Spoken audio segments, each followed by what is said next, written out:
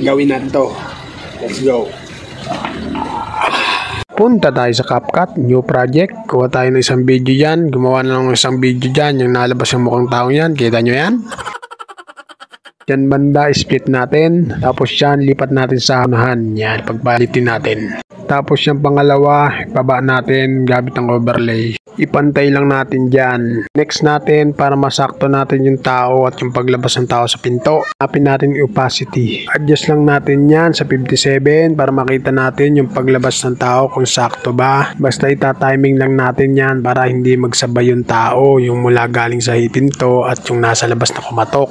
Kapag goods na, dyan tayo gagamit ng magic. Ilang natin yung diamond, tapos hanapin natin yung mask. Ilang natin horizontal. Ilaw-galawin lang natin yung stick na yan. Kung adjust lang natin. Gailang muna natin dyan sa tabi. Tapos abanting konti. Galawin na natin yung guhit na yan. Tapat lang natin dyan sa tao. Yan yung mukhang taong yan. Kita nyo yan?